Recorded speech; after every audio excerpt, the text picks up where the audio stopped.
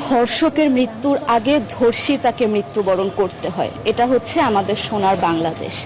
একজন ধর্ষকের জীবনের মূল্যটা এত বেশি যে তাকে ফাঁসির মঞ্চে দাঁড় করা যাবে না। আমরা বাংলাদেশে কয়জন ধর্ষকের নাম জানি যাকে কঠোর থেকে কঠোরতম শাস্তি দেওয়া হয়েছে, যাকে ফাঁসির মঞ্চে দাঁড় করা হয়েছে? আমরা কি আদৌ কেউ জানি না। অথচ আমরা কতগুলো যারা যারা ধর্ষিত হয়েছে তাদের নাম জানি, অনেক বড়। এই লিস্ট আসলে অনেক বড়, বলে শেষ করা যাবে না। কুমিল্লার তনু, মাগুরার আসিয়া, 2 দিন আগেও কিশোরগঞ্জে 8ম শ্রেণীর একটি ছাত্রীকে বাসা থেকে তুলে নিয়ে ধর্ষণ করা হচ্ছে।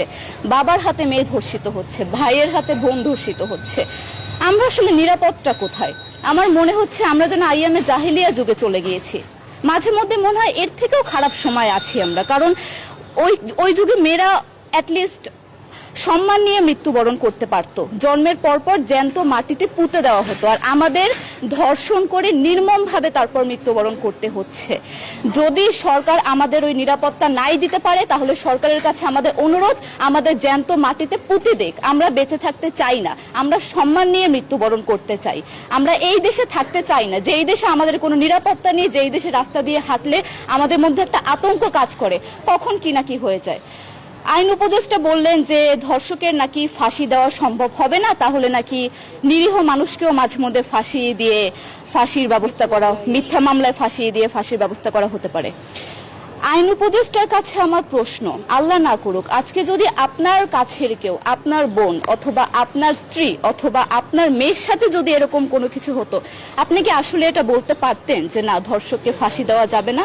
কোনোদিনও পারতেন না। আপনি সবার আগে তার ফাঁসির ব্যবস্থা করতেন, সম্ভব হলে নিজের হাতে মেরে ফেলতেন। তাহলে আমাদের বেলায় কেন এত বৈষম্য? আমরা কি দোষ করেছি? আমরা কি নারী না? আমরাও তো কারো বোন, আমরাও তো কোনো বাবার সন্তান, আমাদেরও তো বেঁচে থাকার অধিকার আছে, তাই না?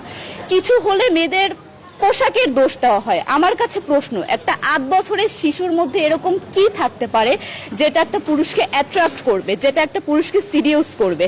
সেরকম হলে আসলে ধর্ষণ করা হতো সবসময় প্রাপ্তবয়স্ক মহিলাকে। কিন্তু আমরা আসলে পরিসংখ্যান গবেষণা করলে দেখতে পারি যে ধর্ষক সবচেয়ে বেশি করা হচ্ছে শিশুদেরকে, কিশোরীদের সবচেয়ে বেশি ধর্ষণ করা হচ্ছে।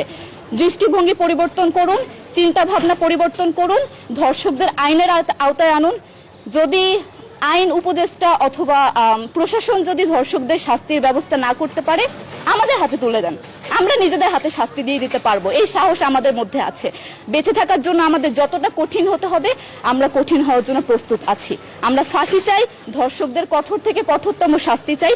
যতদিন না পর্যন্ত ফাঁসি দেওয়া হবে, যতদিন না পর্যন্ত ধর্ষকদের শাস্তির ব্যবস্থা করা হবে, আমরা আমাদের আন্দোলন অব্যাহত রাখবো। দরকার হলে আমরা শিক্ষা প্রতিষ্ঠান বন্ধ করে দিব, তবুও আমরা থামবো না। এটাই আমাদের দাবি।